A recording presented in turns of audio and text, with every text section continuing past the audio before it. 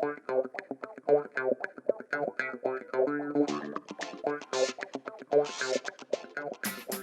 you know that Antonio Monterio of Texas holds the Guinness World Record for the largest video game collection at 20,139 video games? It took Guinness 8 days to finish counting them all. You're listening to the Xbox Hub Podcast, the official podcast of the TheXboxHub.com. For the latest Xbox news, reviews, videos, and opinions, make sure you visit the TheXboxHub.com. But for now, settle down, get comfy, and open your ears for some podcast delights. Hello, and welcome to the Xbox Hub Official Podcast, episode number 36. My name is Gareth Bridie. I'm going to be your host, and on my virtual left is Mr. James Burks. How you doing, James? Hello, not too bad. Good. You alright? Yeah, very good. And on my virtual right is Mr. William Corona. Have I said your name right again? Have I ever said it like that for? It's Carolina. No worries, though. I said it the first time perfectly. This time I went Corona like that. It was like kind of like I gave it. I don't know what I gave it. It does it with everyone, William. Sorry, William. Well, you know what? I got Corona once, and especially nowadays, I'm working out with Corona. Sorry, William. William, it's your second time. It's great to have you back. It's great to be back. Yeah. Right, and we are going to go straight in and talk about what we've been doing this week. James, what have you been doing? What fun have you been up to? I've been trying to catch up my backlog of films. Oh, yeah. So I went back 9 years and watched The Raid. Ooh. I finally watched The Raid. And it is amazing. It's a very good film. Yeah. I saw, is it Dredd? The Judge Dredd remake. Yeah. And someone said, oh, if you like that, you should watch The Raid. Because it's even better than that. But it's very similar. It's a fighting film from the minute it starts right away through to the end. Yeah. I can't believe how fast-paced it is. I don't know if you've seen it. You've seen it? I've seen it. I've seen The Raid 2 as well. I've seen The Raid 2 as well, yeah. I watched it afterwards. Have you seen it, William? I've yet to see it. I saw Dredd, and I thought Dredd was amazing, so I definitely... Dredd. It's a really interesting story, because Gareth... Is it Gareth Jones? Evans. Gareth Evans. He's a Welsh filmmaker, and he went to... Where is it filmed again? Indonesia, and he went over there to make... And he had, some success making films over there. But he still had that... He was really experimental. Watch some of the behind-the-scenes stuff where it's really interesting. He's a brilliant filmmaker. And he just did, in the UK with Sky Atlantic, Gangs of London, which is a sort of like 8-part series that he come up with, and he directs the first about 3 episodes in it. And it's very much his style of the fighting's back there. Absolutely. It's a really exciting action.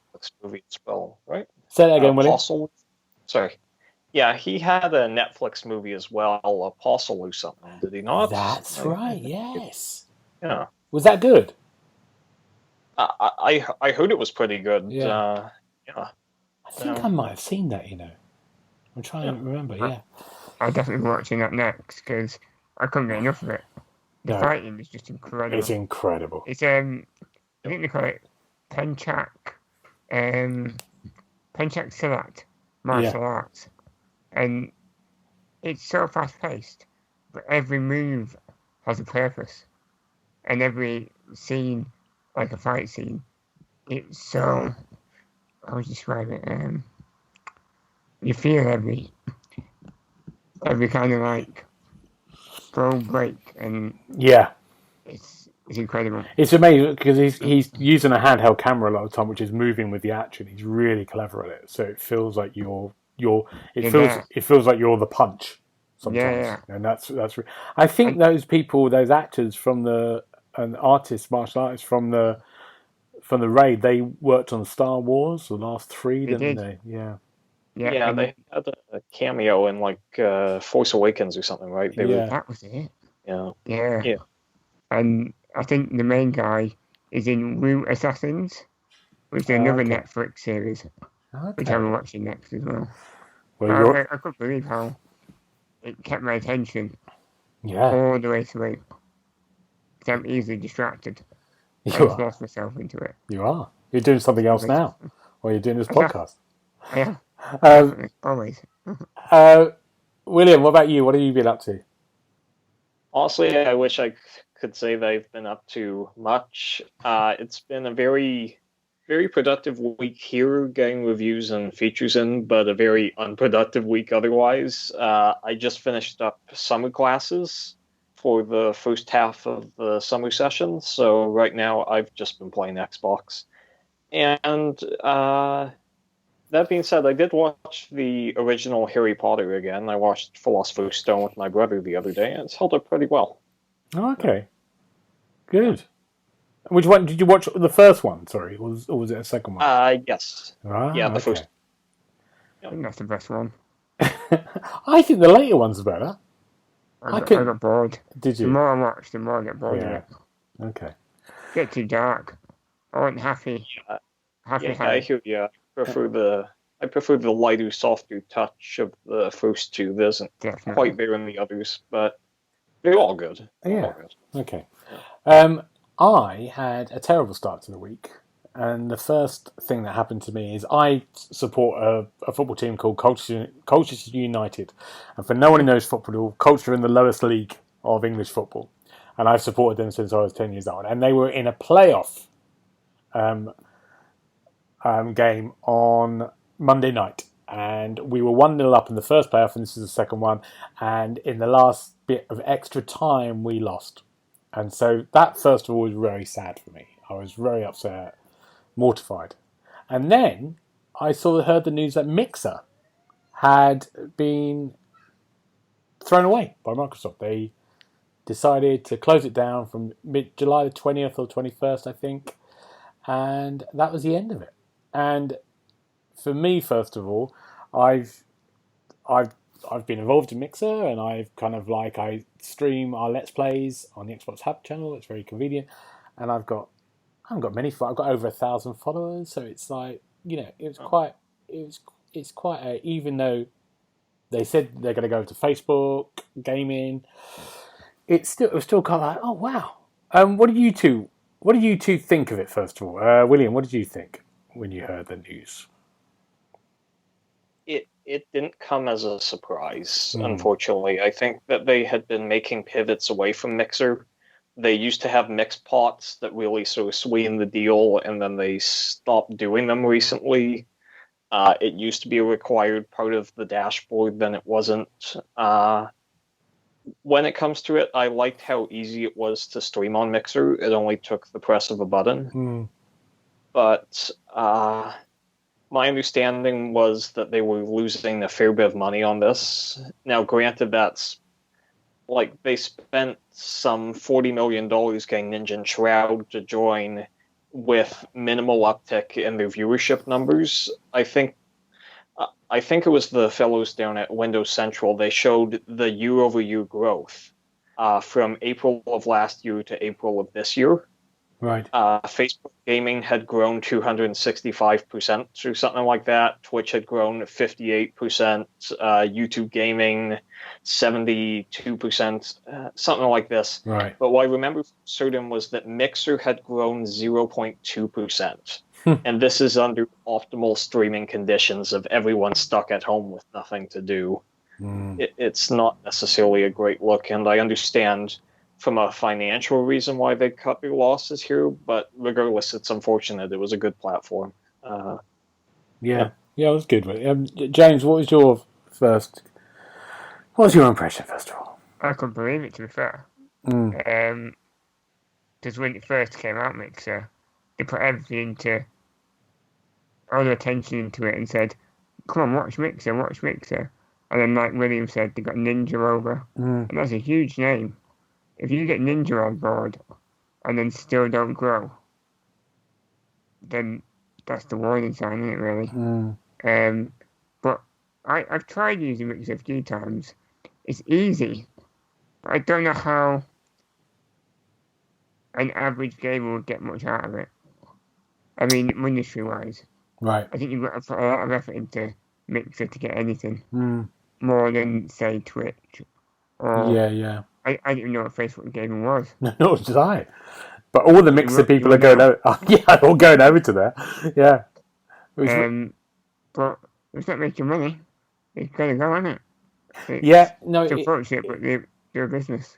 Yeah. No. It does. It does make sense. I think the thing that it concerned me, not for me, but there are people who are obviously making money, aren't they, and the livelihoods for them, and especially in these troubled times, I did feel for them as well, who have got an income, and it's really hard. And also the people which we talk about behind the scenes, who are working on Mixer, there's all that as well, and keep it running. Yeah, I think the thing that really worried me a little bit, and maybe that's what I want to chat to you two about, for Microsoft, who are just about to launch their new console. Maybe it was let's clean everything, let's get rid of everything before we launch a new. Yeah. But it did worry me a little bit. It would put out warning signs a little bit. What do you think about that, William? James, you go first. Yeah. I was going to say, the idea is to now start making Facebook gaming their go-to streaming platform. Given what's happened to Mixer, and to be fair, people who aren't in the know would expect Mixer to go on forever and ever. Would you trust that Facebook gaming won't be the next to fall out of favour with Microsoft? And you're back at the same situation. Yeah. I mean, I think in one respect as well, we're going into a time now of quite a recession, aren't we, in this country and the world? Yeah. And I think we're going to see loads of things, from shops down to big corporations will suddenly maybe go or just don't exist anymore, and that's going to be quite a shock. And I think I'm not saying Mixer's like an aircraft company just going, but it had that kind of, oh my god, something. I think, James, you put it around the head. You think it was going to just be there still, didn't you? Yeah, to an average person, you wouldn't expect anything like that where it just gets shut down. I mean, they've got a month before it switches over. That's nothing. No. In that month, they've got to sort their careers out for those that game every day. Yeah. And where did he go? Where did he put the trust? Yeah. Because they probably feel quite heartbroken. Some of them. Well, I think there is a kind of a feeling, and I was going to ask you about this. Is I think people I think Twitch were quite good. They sent out a kind of message saying, "I'm really sorry about this, but we'll welcome people back." But I think people do feel. I know you, James, you use Twitch a lot. People feel like Twitch is can be quite a toxic place sometimes.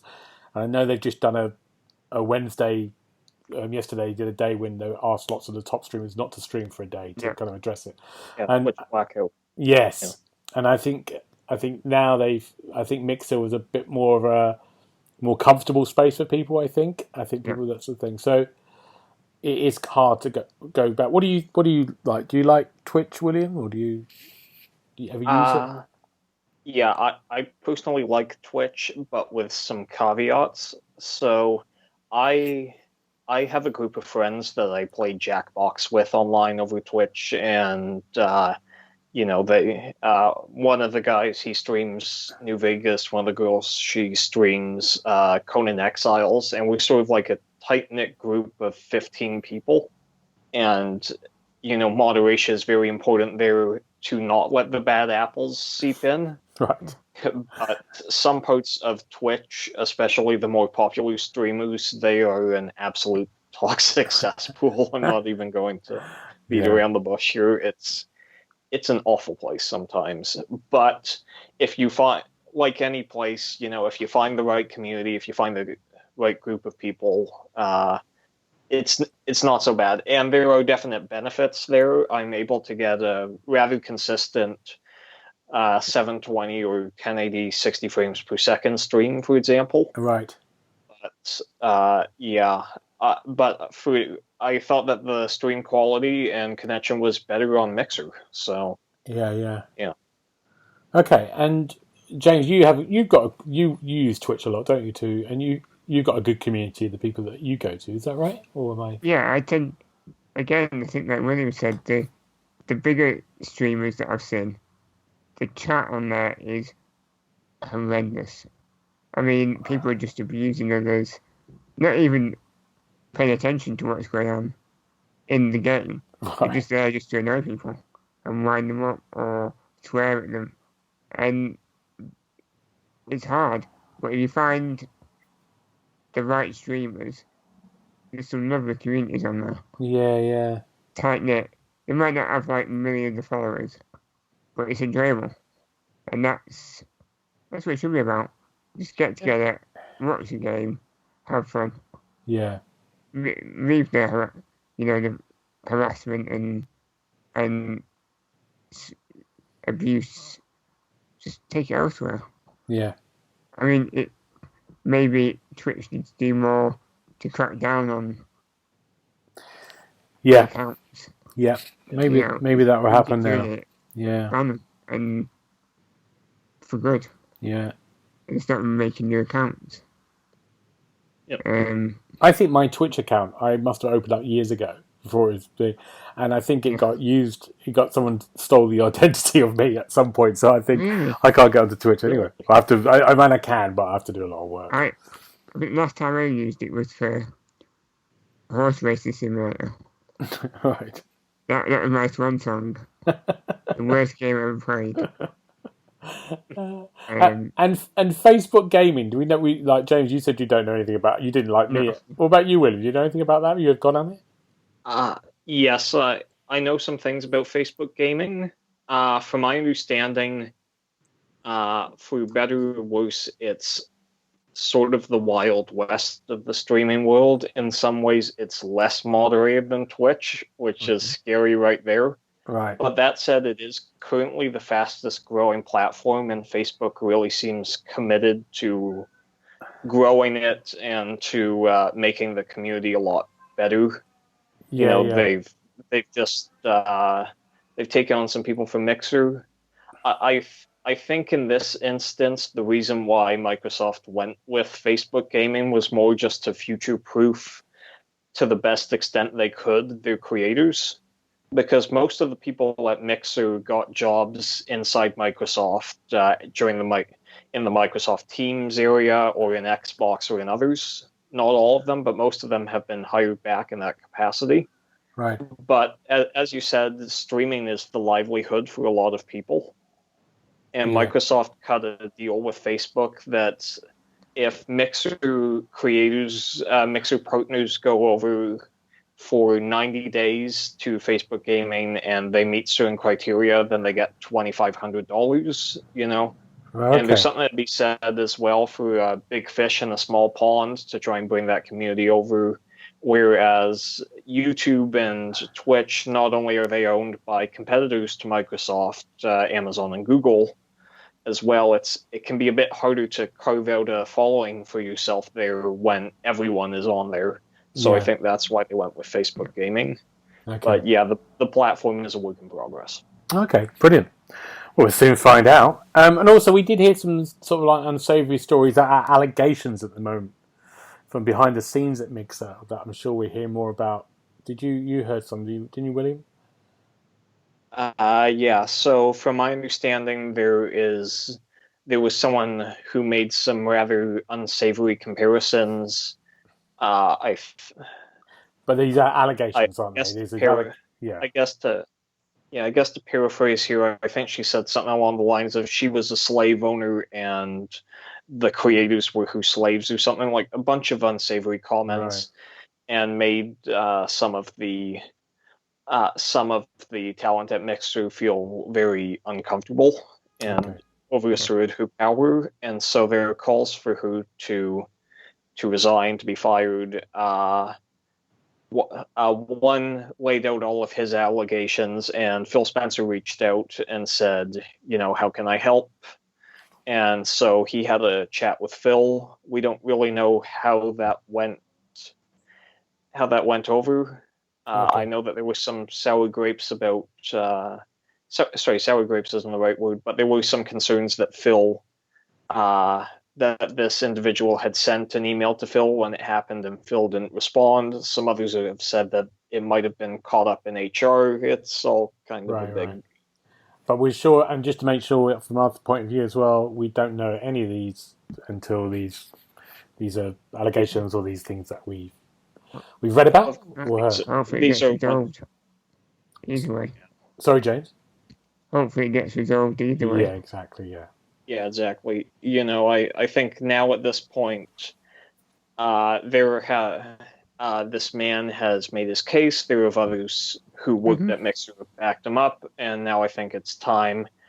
Phil is investigating. Satya Nadella, CEO of Microsoft, he's apparently investigating as well. I think the time is now to leave it to them to see what they see fit going forward. And just, whether these allegations are true or not, I think it's important to have an inclusive workplace, and I hope that they continue to make strides towards that. And part of that is hearing people out and making the proper investigations as needed. Absolutely. Good. Right. Bye-bye, Mixer. Bye. We knew you for a short time.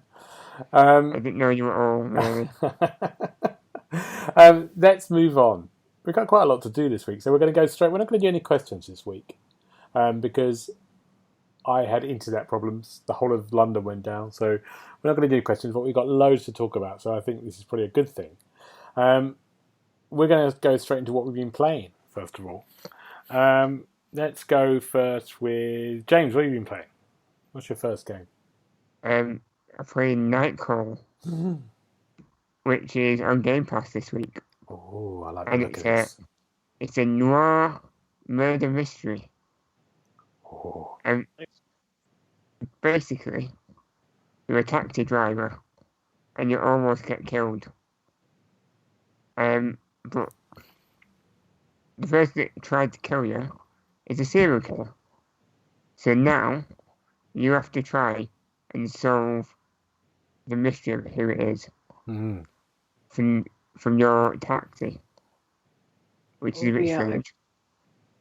I think I saw a trailer for this during the Nindies Direct or something a while back. It looked really interesting. Yeah, you have to basically talk to people that get into your taxi to try and find clues out about who the killer could be. So you get all kinds of different people getting into the taxi, and you've got to choose certain responses to make them feel comfortable and make them share their stories with you. And it's like a visual novel. Yeah. In some ways. Yeah, it looks it. The artwork's great. But you've got to manage your budget as well. So you've got to take enough normal taxi jobs to make ends meet while you're investigating. Otherwise, you're not ready to pay your bills. So it's a nice little balancing act. Wow. What I thought was a bit strange was that if you don't solve it, the police are going to blame you for it. That's a bit harsh, since you were almost dead.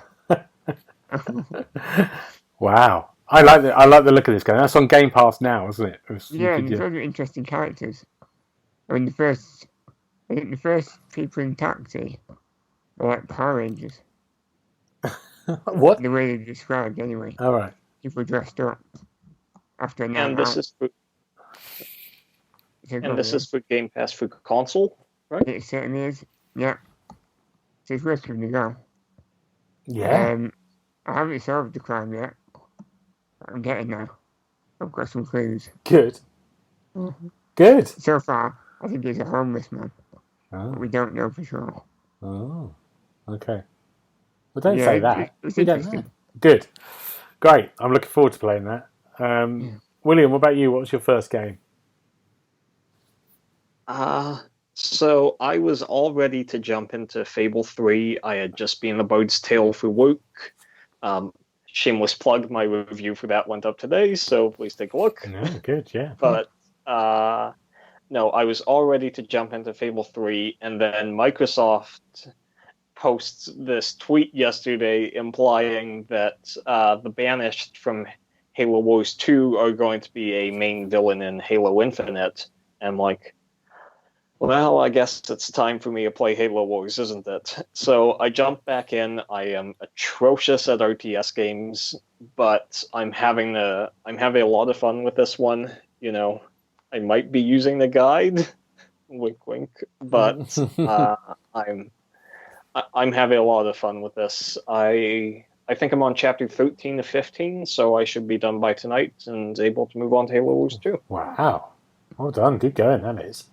Now, I've never played a Halo Wars, even though I've got one of them. For some reason, I've got one of them on my hard drive. Sorry, I've got Halo Wars 2 on my hard drive for some reason. It might be, but I've never played. Have you played it, James? I think I played the first one. Right. It's just, it's not really my thing, the whole strategy thing. Yeah. It takes too long. It's what I end up reviewing these games. This is generally my games that I end up bloody reviewing.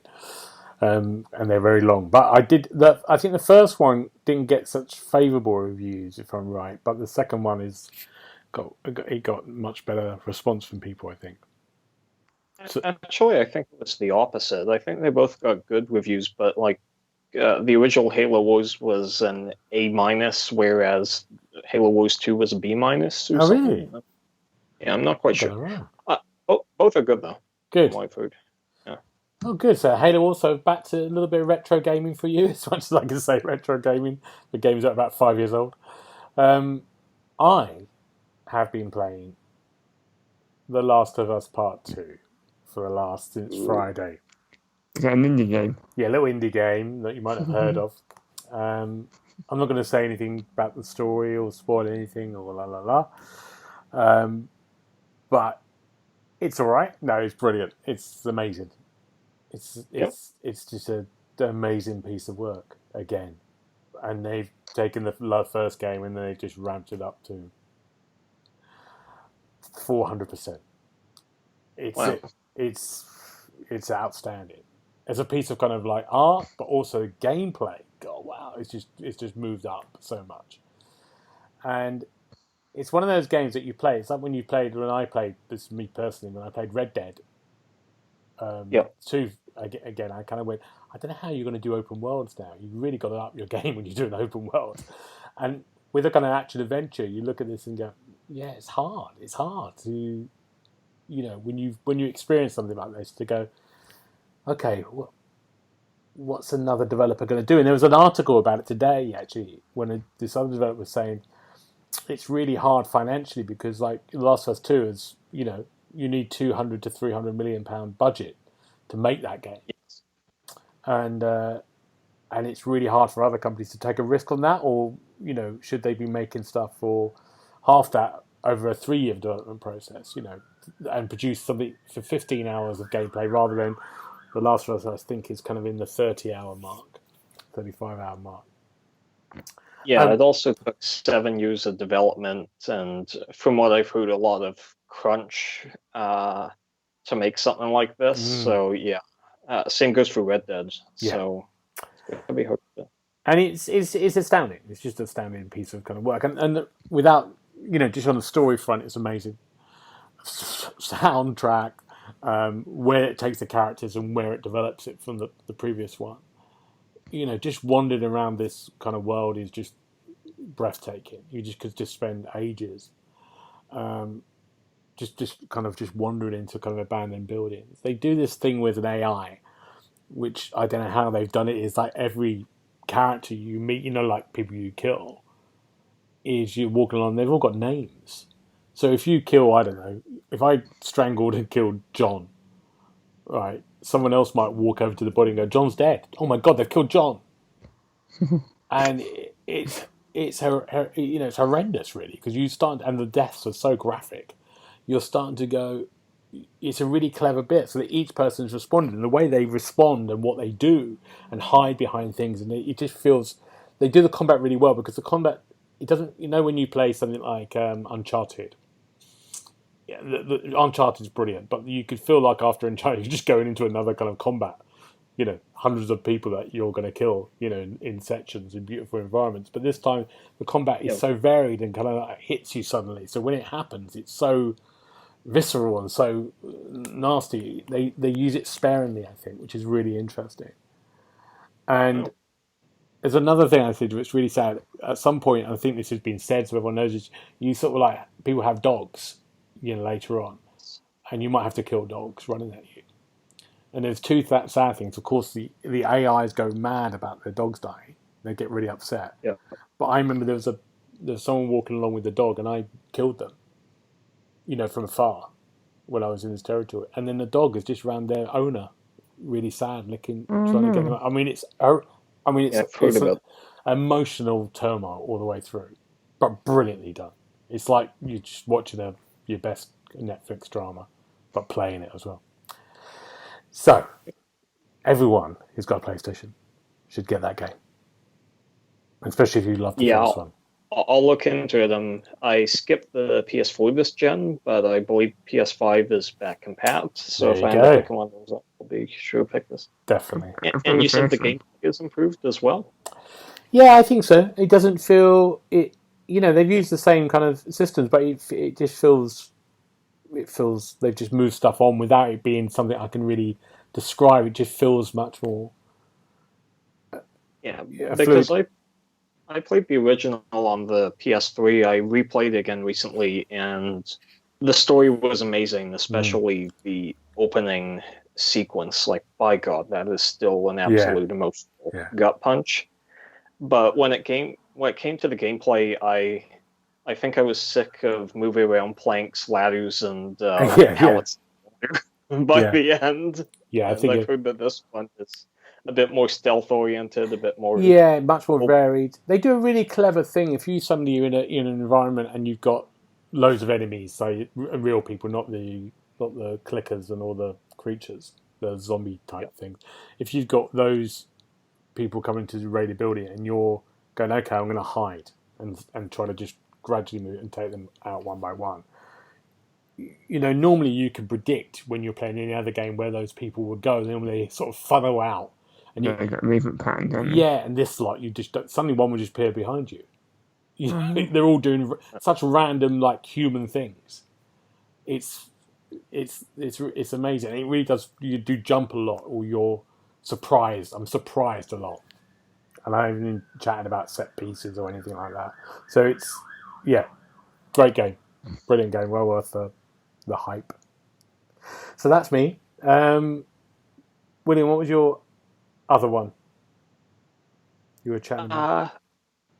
Okay, so I guess for the other one, I'll throw these two together because I don't have a lot to say on either of them, partially because of this, but because of how they were released. But Crossfirex has just entered a public beta. They had a closed beta, which I took part in the other day, and Grounded had an insider preview. So these are two upcoming Xbox Game Studios titles. Grounded is, of course, first party from Obsidian, who did Alpha Protocol, which I recently played. It was amazing. Outer Worlds, Fallout New Vegas, and it's sort of this open world survival game, but you shrunk down to the size of an ant, and it's in the backyard, it is so incredibly entertaining.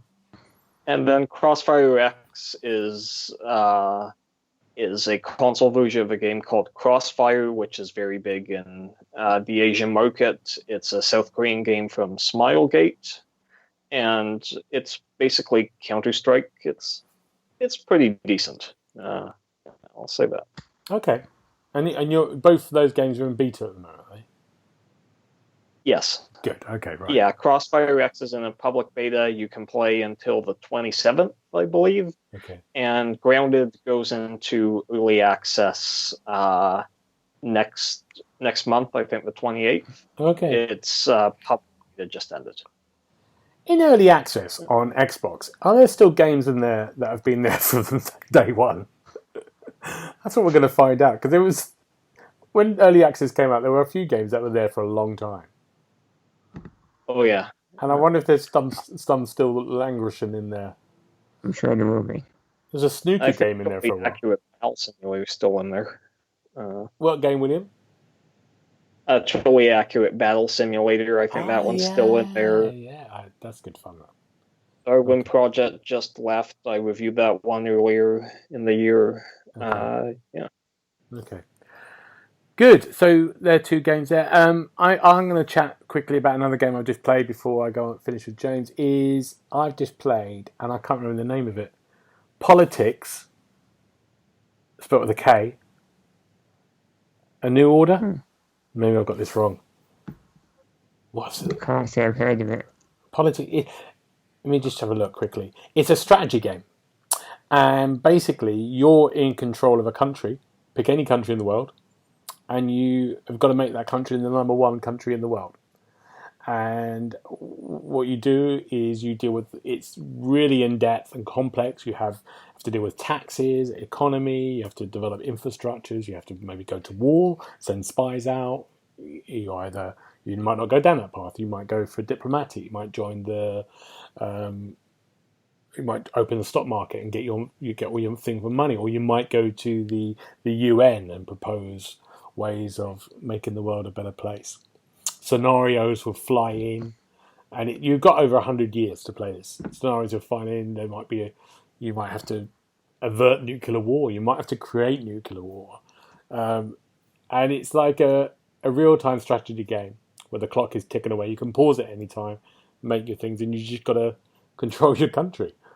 Is it real politics? No, it deals with the real. No, is that the name of it? That's it, real politics. Good, thank you, James. Thank you. Real politics. And are these real countries? Say that again, William. Are these real countries, or is it? It's all real. So you pick whoever you want to be. I think I got Germany for some reason, and then you pick. You can have scenarios, and then you're on your way. And when you first play it, the problem is the text is really small, as like some happens when you have these games that go from PC to console. So it's really hard to kind of read, first of all. So you look at it and go, and then you look at it and go, I feel really overwhelmed. When the first 5 minutes, you think, I don't know how I'm going to get. But then when you get into it, like all great sim games, it gets very... From second nature. Yeah, and you become very addicted. I think I had it on for 8 hours one day. It just was in one go. Well, I was doing other stuff. Wow. I thought I'd just let it run and keep going back to it. Yeah. I think I remember seeing a trailer. It looks a bit like Risk. Yeah, a little bit. Yeah. It's really good. Yes, but it's really complex. So if you like your strategies, complex, games, the only thing I'd say it's just sometimes hard to handle, like these games are going to console. The adaptation is a bit tricky. Important. Yeah.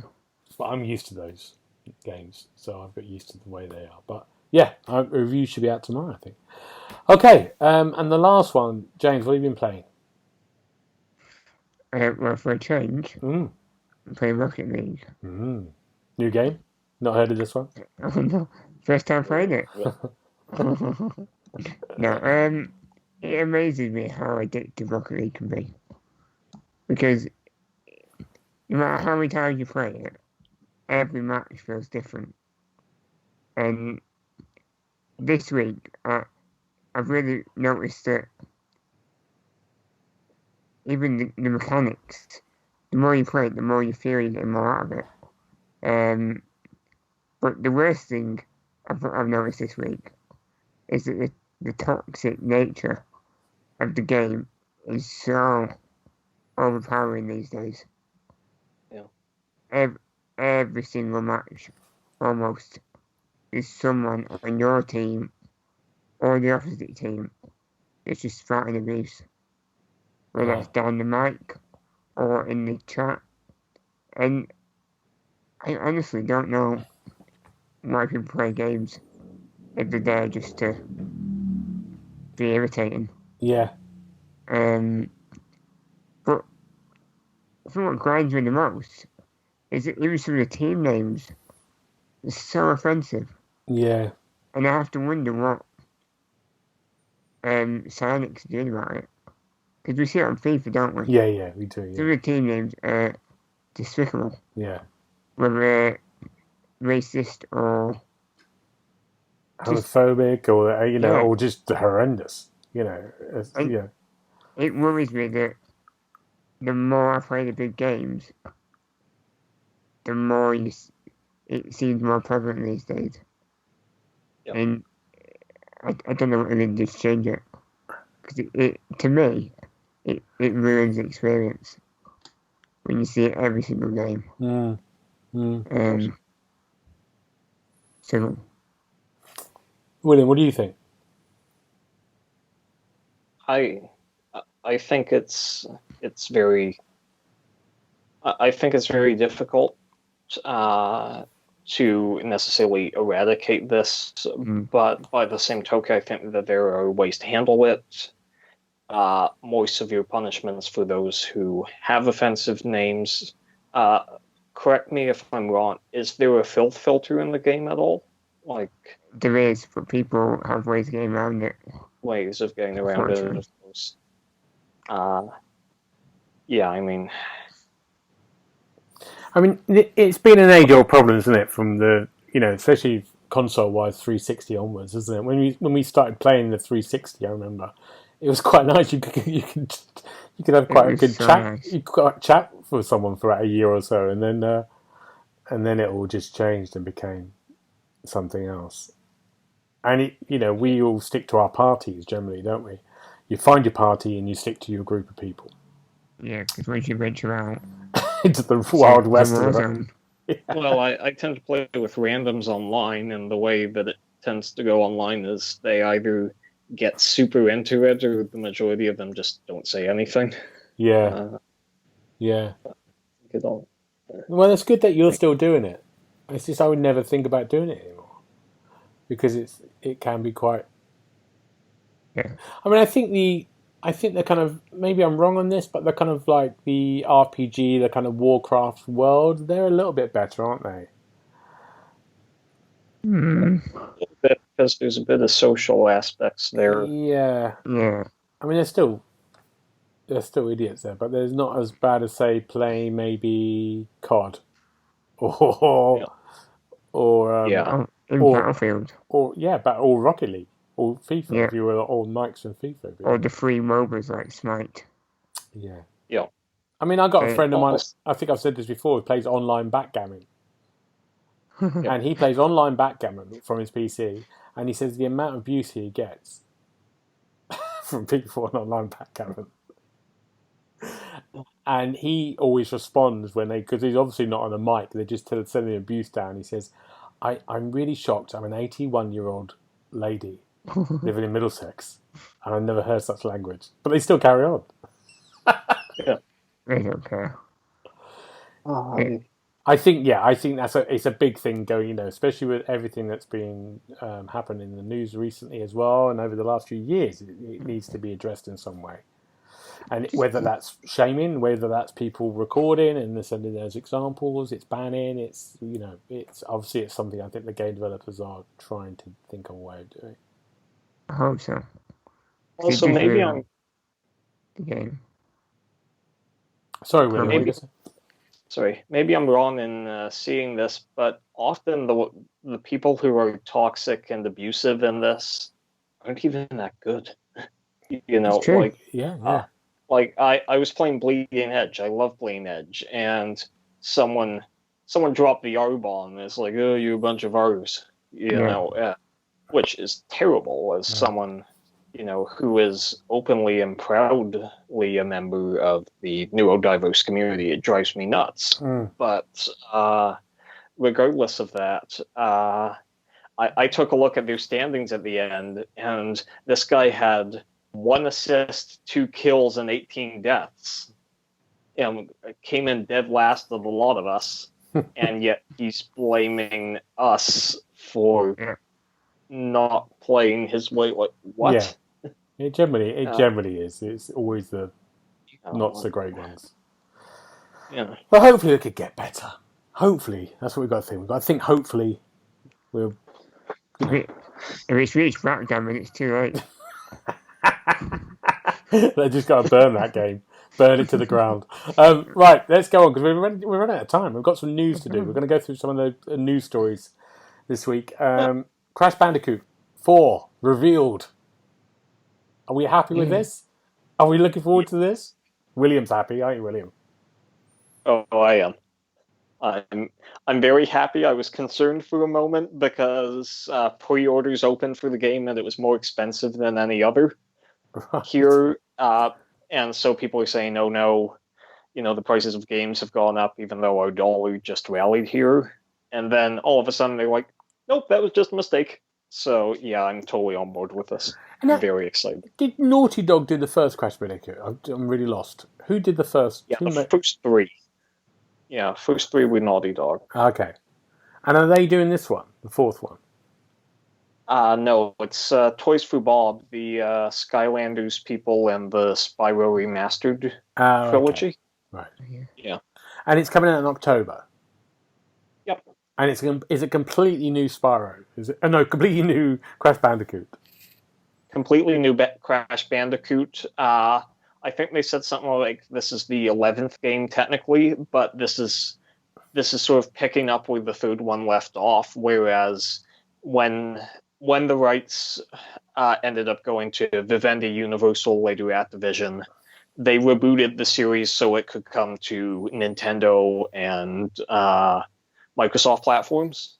And now they just seem to be sitting back and going, let's go back to that original trilogy. We just remastered it, so it's not exclusive to PlayStation players anymore. Right. Everyone can play these games, and we'll do a fourth. Great. It's going to make a lot of people very happy. And no one saw this one coming, did they?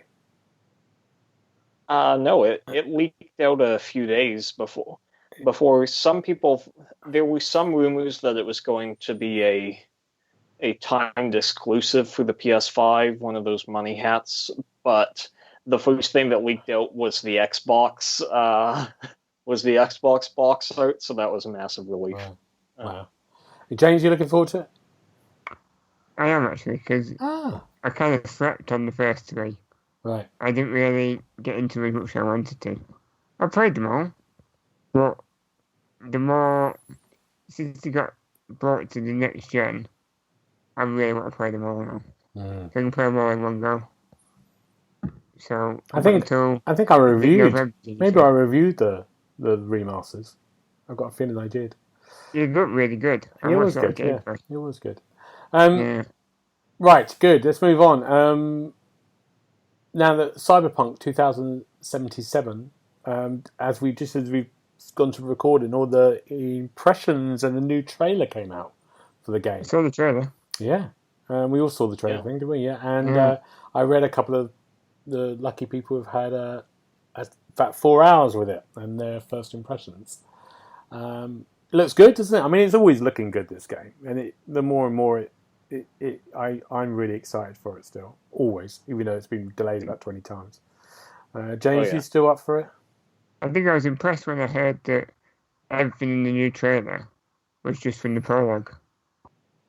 I thought that was really impressive. Yeah. Because there's quite a lot of different stuff going on. And it was really high octane. So I'm looking forward to that. Shooting, running and gunning. And then spending some time in nightclubs. I think the biggest thing they were kind of saying is, which we kind of knew, but it had that kind of... It's like going back to a pen and paper RPG, like a Dungeons and Dragons type thing.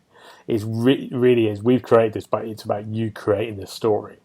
And I know everyone talks about that when they make games. It's about your journey through. But actually, this really is. You can play this character. You can design this character any way you like. And it's about you're going to make the story. You're going to do it. And you're going to play this game in a certain way. You're going to go through those levels. And I think that company can really, they can do that. They will do that very well. William, what do you think? You excited about it? I think the game looks absolutely phenomenal. Keanu Reeves, that's quite exciting. CD Projekt Red has a great track record. It's shaping up to be a great game. That said, I will say this: I think that the second delay to November has somewhat killed the hype. Not as to the quality of the game, but if this is being released around the same time as Halo Infinite, as potentially Flight Sim and and the console launch, the new Spider-Man for the PS5, that's a lot to go up against. Now, I think the quality of the game will speak for itself, but it's a lot easier to justify a 40-hour RPG in a pretty barren-looking September versus a very packed November. Yeah. So I don't know. Maybe the console launches will be in October, and it's a big non-issue and everything. Yeah. But that's the only thing holding it back. It's something that I might wait for Christmas to get and play over the break. Well, I was going to say that. I was going to say it feels like a really good Christmas game now. It feels like one of those, exactly that, when you go, actually, I can't wait to sit down with this for like 2-3 weeks, and go for it. I think that's maybe why they've gone for that late November date as well. It does feel like, and also you're going to want to play it on the new console, even though it isn't the proper updated version they've said, but it will still be a shiny version of what it will be on the normal Xbox. Yeah, it'll still be 4K 60 frames per second, I believe, just maybe not 120 frames per second to ray tracing, which is totally fine. Yeah.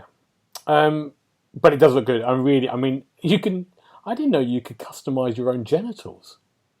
Yes, you can. Sorry, what? Yeah. Yeah. That's how detailed it is. That's what I read today from one of the people who spent ages customizing their genitals in complete detail. Yeah. Wow, that's not... Well, that isn't a Christmas game. You can't do that with your nan round. What are you doing? Customizing my genitals?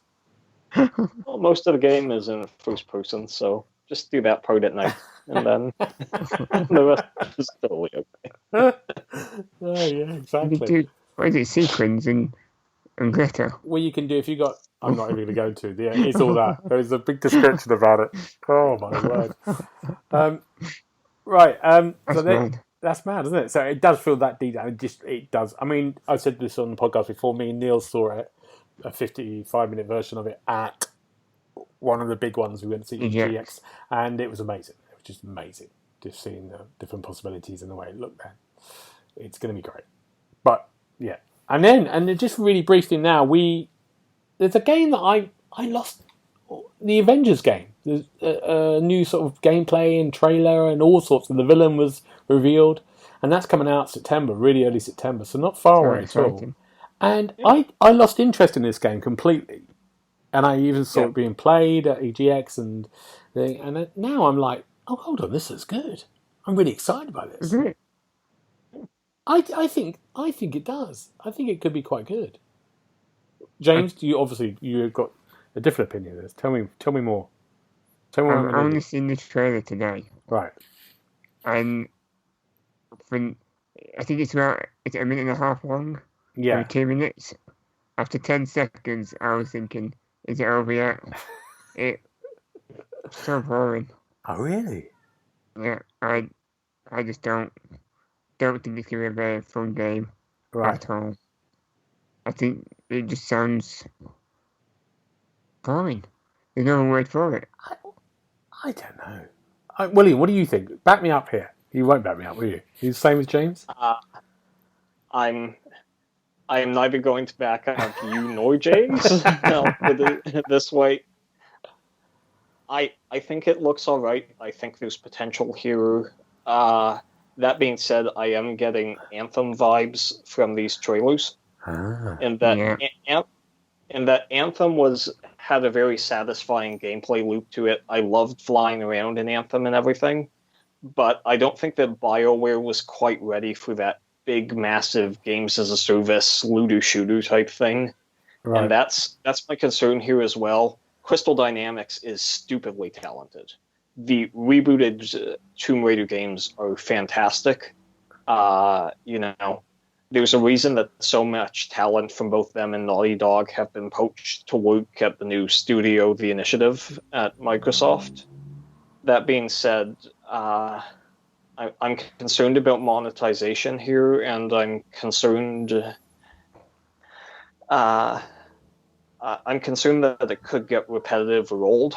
Now, I think the fact that they've got a story, that they're doing missions here help a lot, but games as a service is a very tough nut to crack, and so I'm not quite as excited about this as I would be if it was something like, an Avengers game that's just single player or just co-op in the style of a Tomb Raider game.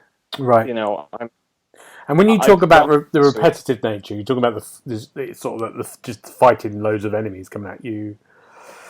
Yeah, the grind for loot, and you have to be careful about the loot drops here. If there is too much good loot, then you risk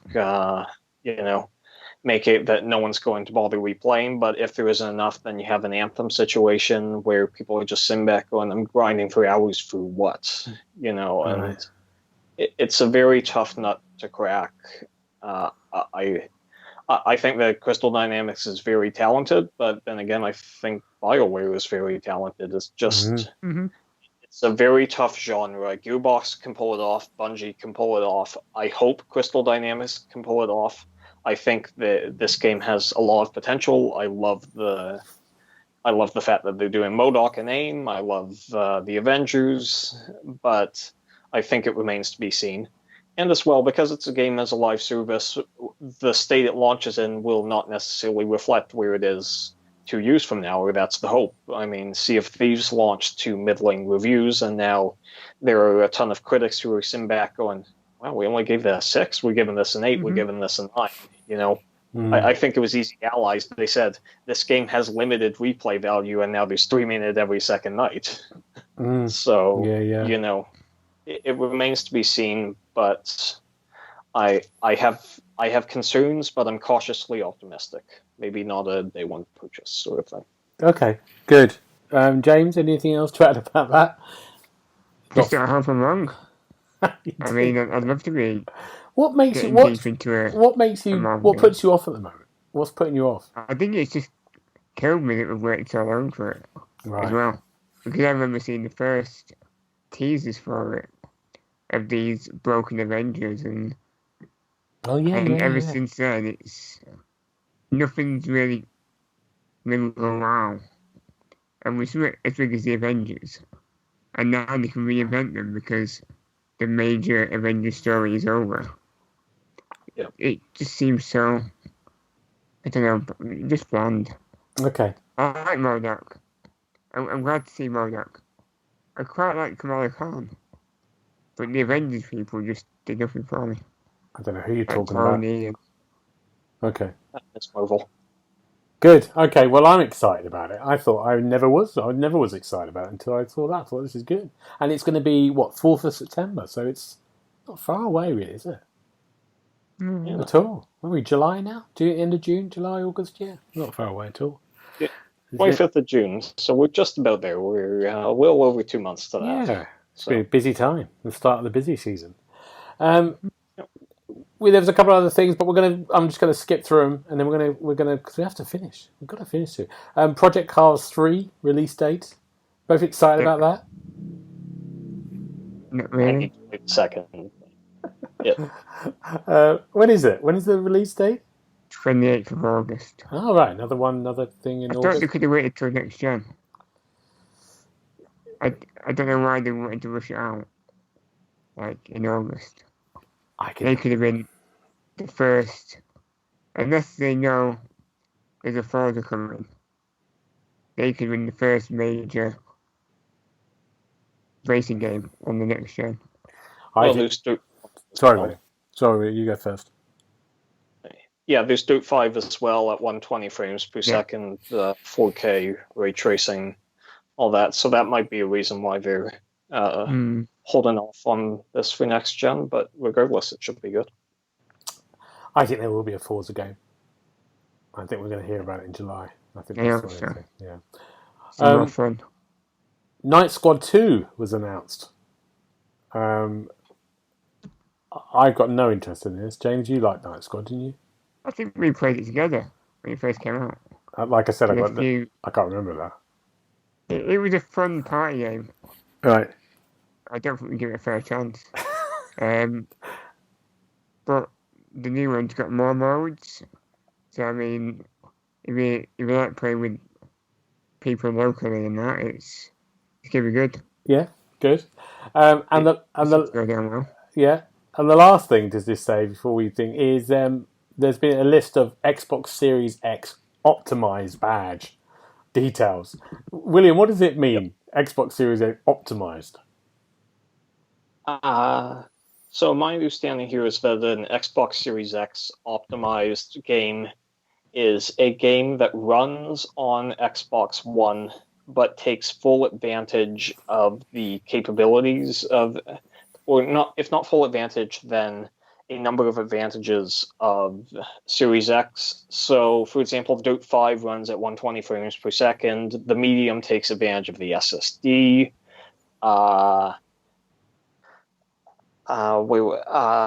Assassin's Creed, even though that only runs at 30 frames per second, that has full ray tracing to it. Right.